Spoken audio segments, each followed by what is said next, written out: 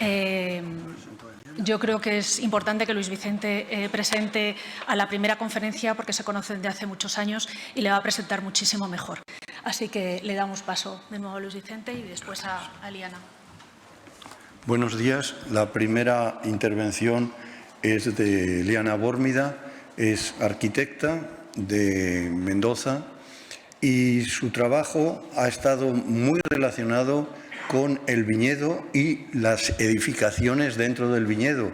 Ella tiene alrededor de 30 bodegas construidas por su estudio, Bórmida y Janson, y esa faceta sería una de las primeras de su vida profesional. Pero también tiene otra segunda, que ha sido la académica dentro de la Universidad de Mendoza, donde ha desarrollado diferentes tareas.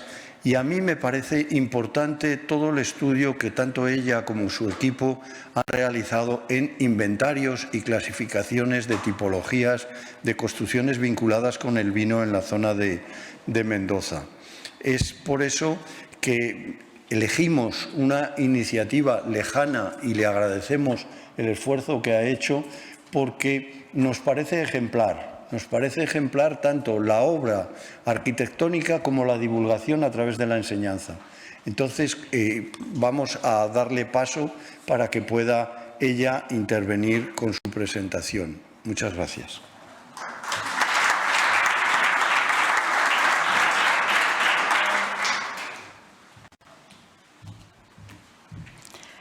Buenos días y muchas gracias por estar aquí. Voy a desarrollar el tema la arquitectura dentro del viñedo y, bueno, es un honor realmente que me hayan invitado a presentarla. Tengo que pasar yo con esto seguramente. Vamos a ver si no me equivoco. A ver si alguien me da una ayudita.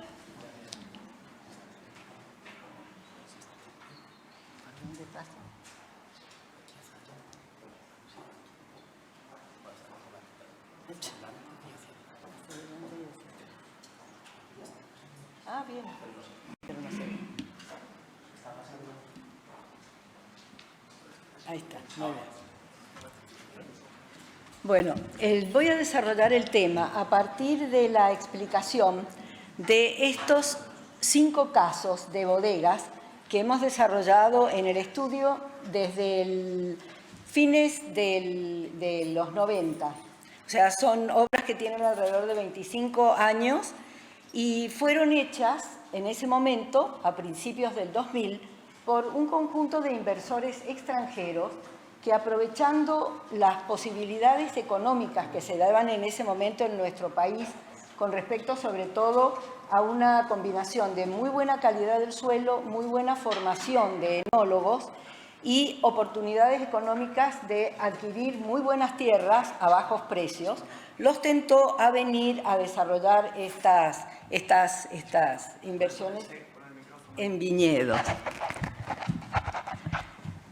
Bueno, son 5 casos que cuando nos llegaron al estudio nos vinieron a pedir realmente que hiciéramos bodegas icónicas para poder utilizarlas como construcción de sus imágenes de marca. Es decir, tenían un objetivo de marketing privado.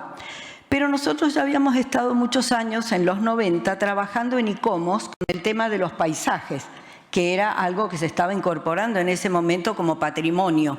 Estábamos muy comprometidos con ese tema y entonces se fueron 5 casos que se dieron simultáneamente. Es decir, trabajamos para competidores, para firmas competidoras muy fuertes que estaban intentando hacer vinos en el Nuevo Mundo, pero para distribuirlo en mercados internacionales. Y trabajando para competidores, igualmente pudimos hacer obras muy diferenciadoras para ellos. ¿Y cuál fue lo que nos permitió hacer ese trabajo conjunto y paralelo? El trabajar sobre una idea de paisaje como sistema. Es decir, nosotros habíamos tenido ya un trabajo académico de investigación y pensamos que hablar de los viñedos de nuestra región como un sistema que parte de una cuestión ecológica iba a ser algo bueno, y resultó realmente así. En la imagen de la izquierda ustedes ven América del Sur, el Cono Sur, la República Argentina, y en rojo Mendoza, que es una provincia que está encadenada a la cadena de los Andes, que es uno de los elementos orográficos determinantes del clima, del paisaje, porque define que al este de los Andes hay una zona árida de altitud, de suelos aluviales, de alto brillo del sol, y que tiene ventajas muy buenas para la vid. A la derecha se ve nuestro país, cómo a lo largo de la cordillera de los Andes, conectándose con el Alto Perú, es decir, con Bolivia y con Perú, hay un conjunto de manchas metidos en los valles intermontanos, que son todos oasis bajo riego. El riego en esta región viene de épocas prehispánicas, porque el imperio incaico, conocido por su gran calidad y capacidad para regar, fue desarrollando toda esta cultura del riego y permitiendo que comunidades nómades se fueran transformando en sedentarias. Todos esos oasis son un encadenamiento de paisajes culturales regados y llegan hasta la última mancha morada, donde está Mendoza, en el paralelo 33. Este es nuestro paisaje natural, altas cumbres nevadas, las más altas de América, de donde se forman cursos de agua superficiales o acuíferos, que son los que han permitido que en estas grandes planicies muy áridas se puedan haber desarrollado asentamientos humanos agrícolas. Y después de la época incaica, ya en el siglo XVI, llegó la fundación española durante la época colonial, y se ve cómo a partir de las estructuras de la matriz de riego huarpe incaica, se fueron estableciendo las casas de los colonizadores que introdujeron todos los nuevos frutos, entre ellos la vid, y fueron desarrollando la vitivinicultura como una actividad doméstica y también como una actividad conventual.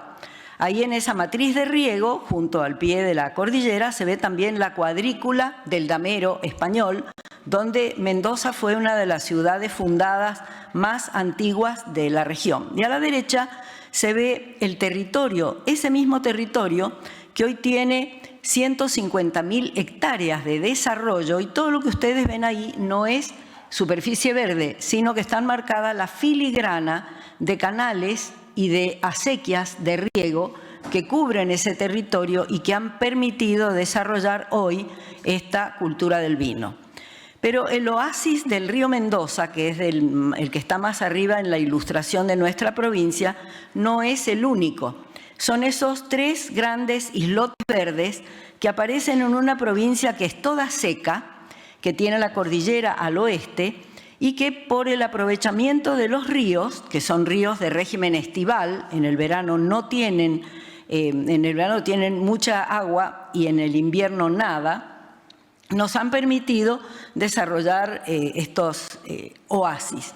El más importante es el del norte de la ciudad, que hoy está casi todo urbanizado, lamentablemente. En cambio, los otros oasis más nuevos están siendo protegidos de 2 maneras, tanto por los privados, es decir, por los dueños de las tierras, que son grandes defensores, y también por el Estado. Fíjense también que en todos esos oasis que yo mostraba de la Argentina, hay uno que es Mendoza y que tiene una capacidad de desarrollo y de promoción muy importante. Y eso se debe tanto por los gobiernos, tanto por los privados, que tienen mucha fuerza, también por su posición estratégica, porque allí se da el cruce de 2 caminos, el tradicional camino norte-sur, que viene de la época del Incario, y la comunicación bioceánica, que parte de Buenos Aires y también de San Pablo en Brasil, que atraviesa el territorio uniendo el Atlántico con el Pacífico a través del cruce de la cordillera más importante, que está en Mendoza y lleva al puerto de Valparaíso. Eso nos da unas oportunidades inmejorables. A la derecha se ve el paisaje tradicional de viñedos de Mendoza, que fue construido hasta finales del siglo XX, con sus viñedos de espalderos y al fondo, por supuesto, la cordillera dadora del agua, y los álamos de Lombardía, que en un momento dado nos permitieron definir cuarteles que armaron nuestro paisaje defendiendo de los fuertes vientos. A lo largo del siglo XX también se desarrolló una arquitectura que la de la época colonial, que ya venía del siglo XVI, desapareció por un terremoto muy fuerte a mediados del siglo XIX y nos dejó sin ese patrimonio valioso de casas y conventos. Pero a fines del siglo empezó la gran inmigración europea, que llegó en la época de la Revolución Industrial, con un tipo de bodegas maquinizadas, con vapor, ahí ven las altas chimeneas en la imagen de la izquierda, y una arquitectura de hierro, vidrio, ladrillo, cemento, que caracterizó un nuevo patrimonio. Entonces, entre estas bodegas y el paisaje que mostré recién, se armó algo tradicionalmente muy interesante, que ganó premios en concursos de alimentación en el mundo. Pero a lo largo del siglo XX, este producto vino se fue transformando en algo demasiado protegido por el Estado, que lo restringió al mercado nacional y que hizo que la calidad disminuyera notablemente, aumentando la cantidad. Se transformó en un producto masivo que llegaba a la mesa de todos los argentinos, pero que había perdido absolutamente su valor. Gracias a Dios se mantuvo, sin embargo, una muy buena tradición de enólogos que fue sostenida sobre todo por la orden salesiana, que había sido invitada a fin del siglo XIX a trabajar y que hasta el día de hoy es la principal impulsora de nuestro conocimiento. Fíjense cómo la arquitectura a lo largo del siglo XX, es decir, a principios con la imagen de la izquierda y al final con la imagen de la derecha, la arquitectura de las bodegas está mostrando ese decaimiento. Ya no se muestra un interés por hacer algo que demuestra su importancia, su calidad, sino que se ha ido transformando en una arquitectura de galpones que va creciendo nada más que con el mínimo costo y a medida de las circunstancias. Es decir, una arquitectura que nosotros hoy llamamos bastante mezquina con respecto a su expresión.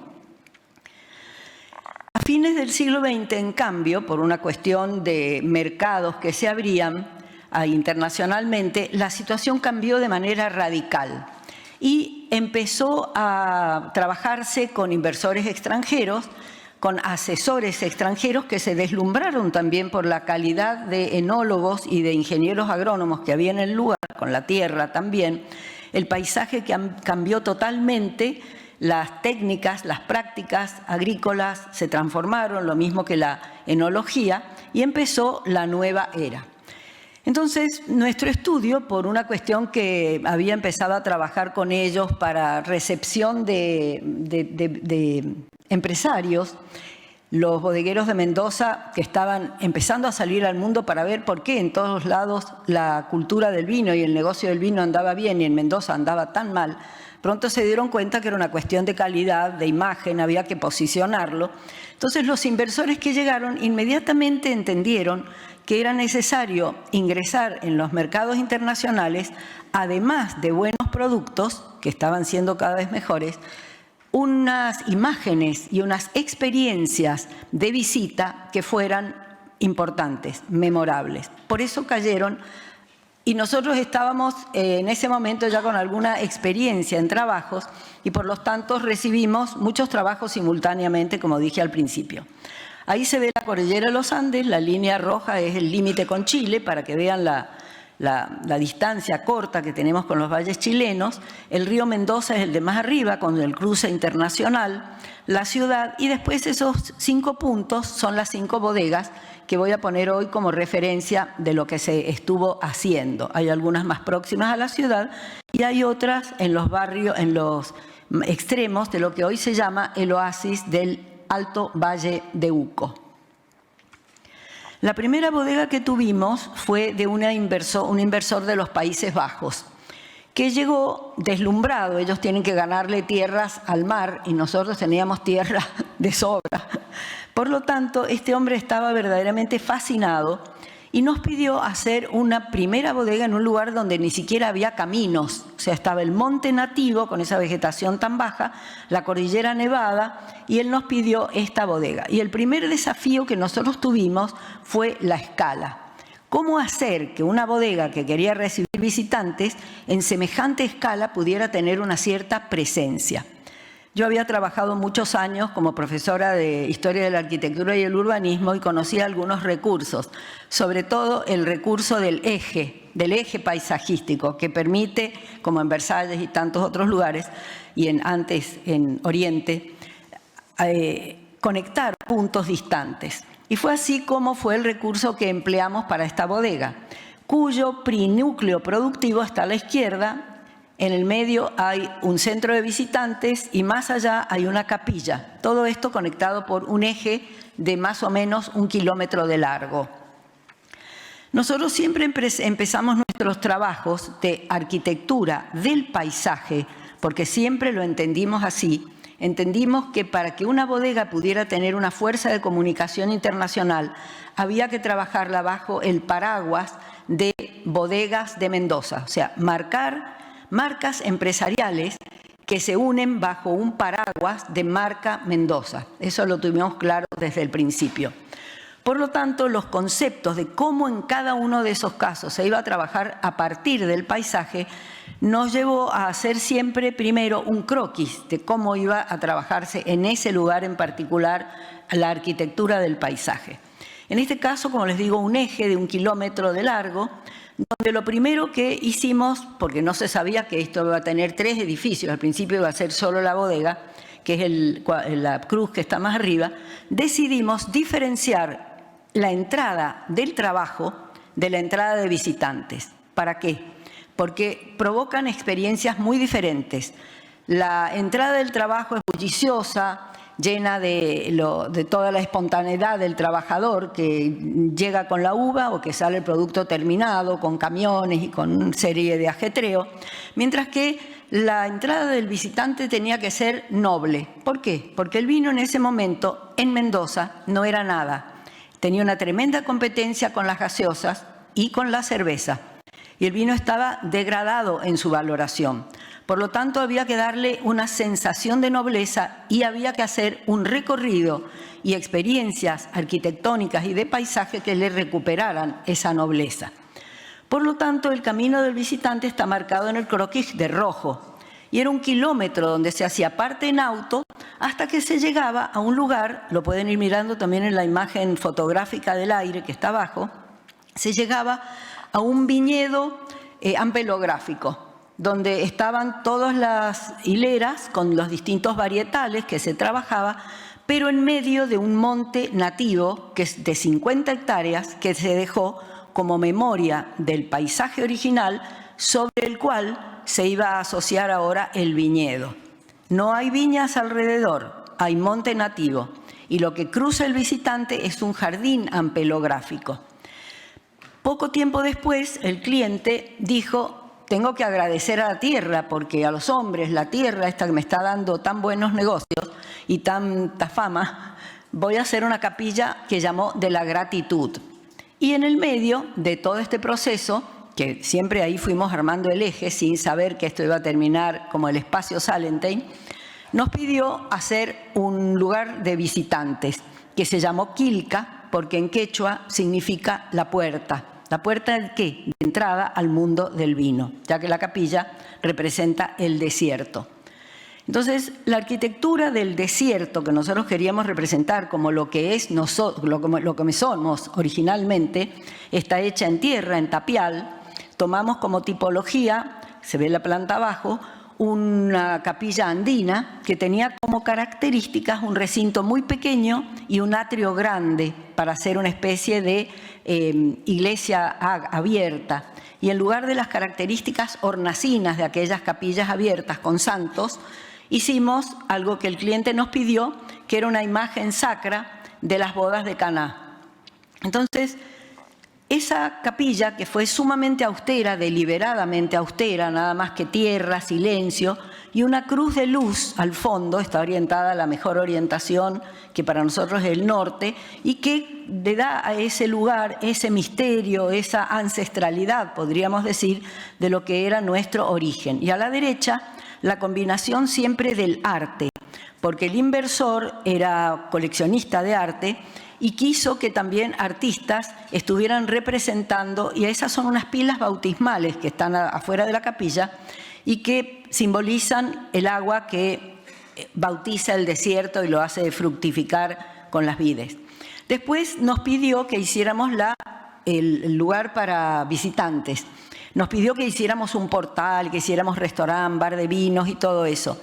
Él lo imaginaba disperso, pero nosotros lo metimos en el medio del eje e hicimos una tipología de edificio con un patio central, aunque ahí parece un pórtico, tiene un patio central, atrás hay una transparencia que se ve la culminación de la visita, que es la bodega, y alrededor tiene todas estas salas que él nos pedía.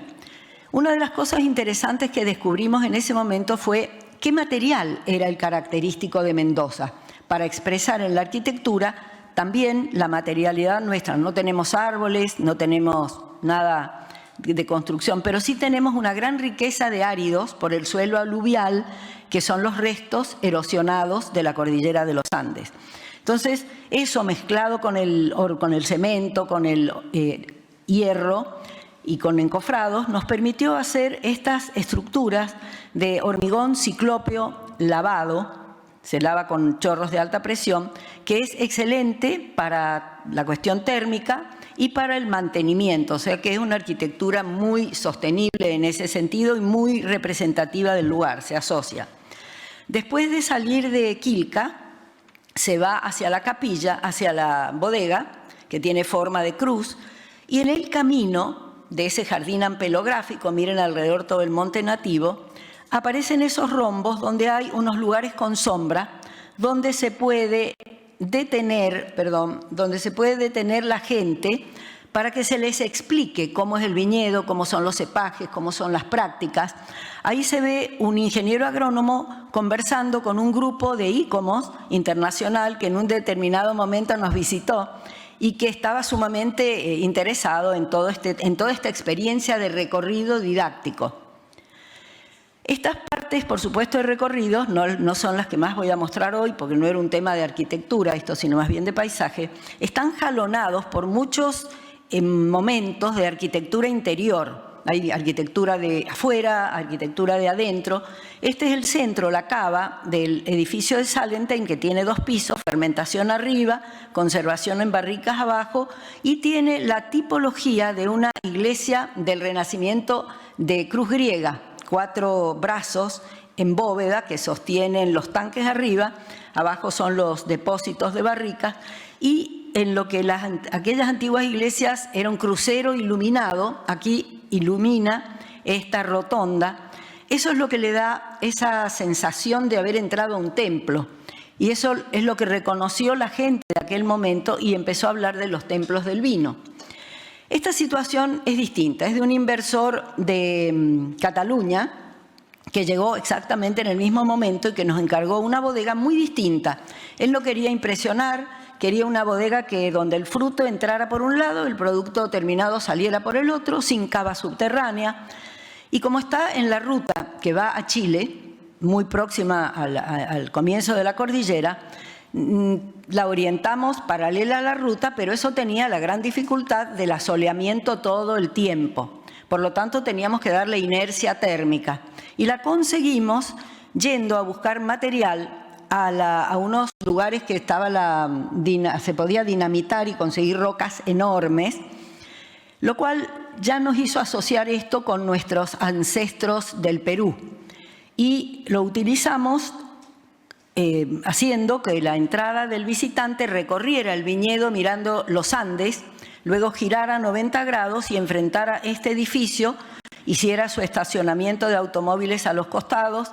Si quería visitar la bodega, entraba por la planta baja. Si quería ir al restaurante y a la terraza de vinos, subía por esas escaleras muy ceremoniales, llegaba a las terrazas. Y esta bodega hizo algo muy importante, que fue un programa que decía: venga a tomar el vino mirando la puesta del sol de los Andes, en esa terraza de la derecha.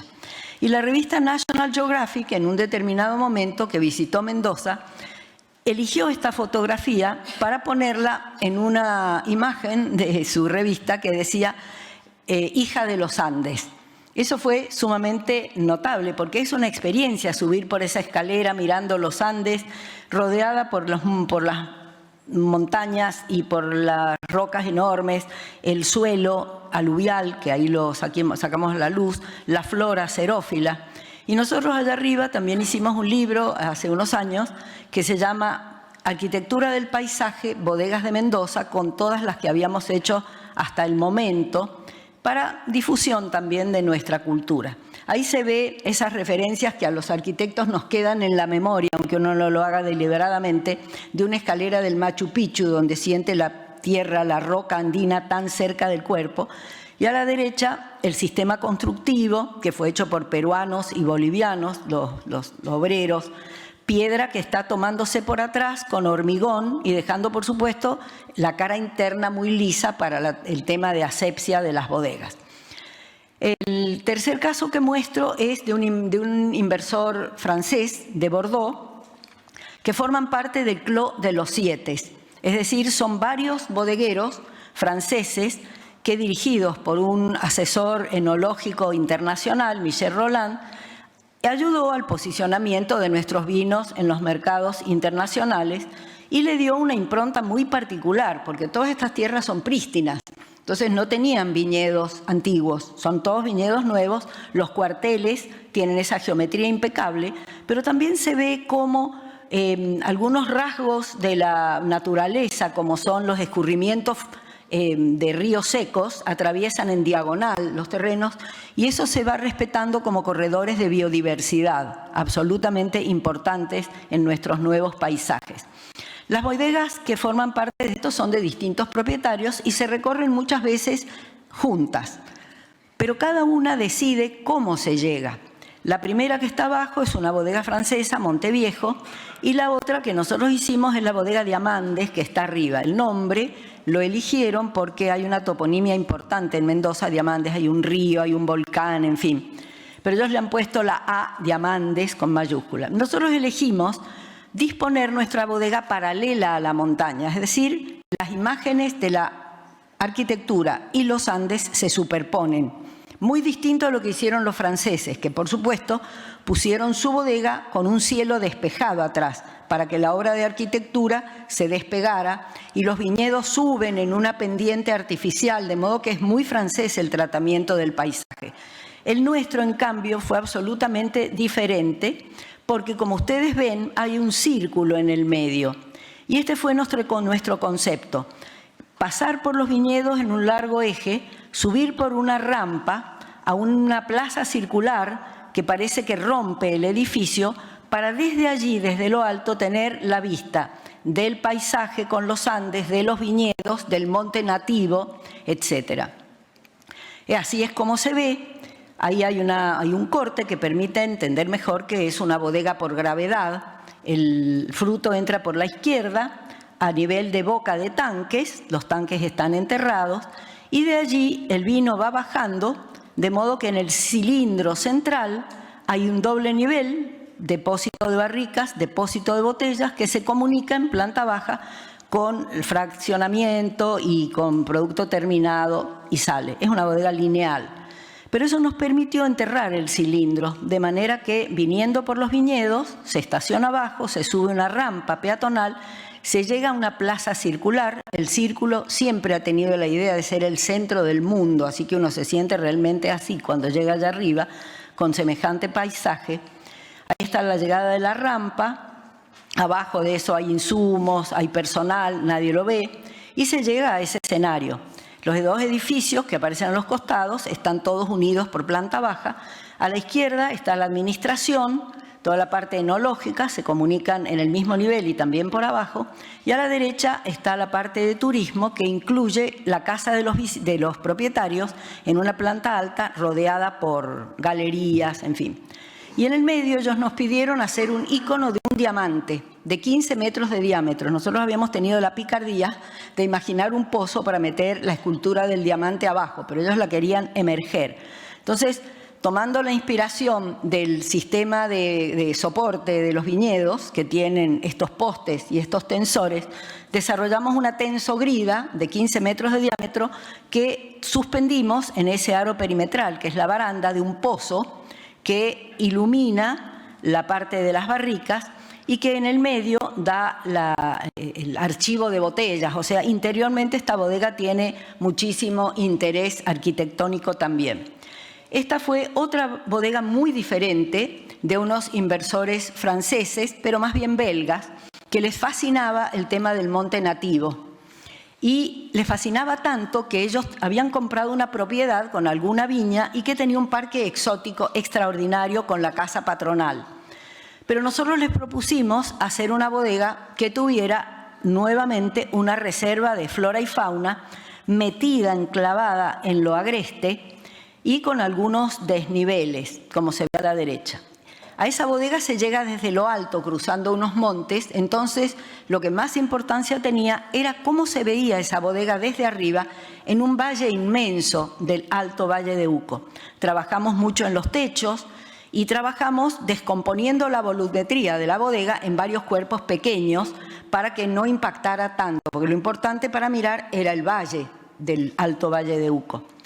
Entonces, la visita de los visitantes recorre los techos, donde hay partes planas y partes donde se ha trabajado con este tipo de cubierta de una piedra laja de la región, que provoca esa sensación tan notable de rusticidad y le da imagen de marca, pero que también agrega a lo que significa nuestra tierra. Y esta es la última bodega que voy a mostrar, de unos inversores de Burgos que nos pidieron algo diferente. Nos dijeron: queremos una bodega inédita y que represente los vinos del Nuevo Mundo. Pero como no tenemos suficiente dinero todavía como para emprender nuestra ambición, preferimos que sea hecha por etapas. Eso nos llevó a dividir algo que generalmente era un proyecto concentrado en un proyecto que tiene tres partes aparentes. Las rampas, porque se pidió una bodega de gravedad, que llegara el fruto a una terraza que está debajo de esa parte cuadrada grande. Luego el vino pasa a la cava que está debajo de la plaza y luego sale al fraccionamiento y expedición en el edificio que está arriba de la plaza, en esa imagen, mientras que los visitantes tienen una experiencia del paisaje completamente preparada para ellos. Entran por las diagonales de ese master plan. Para los arquitectos sabemos que el master plan tiene que ser importante. Atraviesan un parque nativo con flora local y rastrera, la viña, entran a la plaza, suben a la terraza de vendimia, recorren la cava y emergen en el edificio chiquito que es el bar de vinos. El edificio de fermentación es muy icónico y tiene toda la parte de laboratorio, enólogo, etcétera, etcétera, en esos puentes que comunican los cilindros que en la parte de abajo, dos subsuelos, son de vino y arriba cumplen otras funciones. Se ve la plaza, se ve el jardín xerófilo que a propósito fue conectado por los cuarteles de la viña para parecer que la finca llegaba al infinito, pero no es así, son otros propietarios. Se recorren las cavas, los visitantes por las pasarelas, se desemboca en el restaurante bar de vinos, agua, reflejo, Andes, puesta del sol. Se domina el paisaje también con algunas otras vistas desde adentro. En esta bodega, que no la muestro ahora, tiene incluso una calicata que está presente sin vidrio ni nada en la sala de degustación. Los propietarios se apropian a veces de los paisajes para su propia comunicación y aquí están todos los actores que construyen lo que se llama un paisaje del vino, que es un paisaje siempre dinámico, siempre en movimiento, lleno de actores variados, los propietarios, los inversores, los marketineros, los productores, los que riegan, los chefs, los visitantes y todos los programas del gobierno, que todo esto forma esta gran sinergia. Bueno, muchas gracias.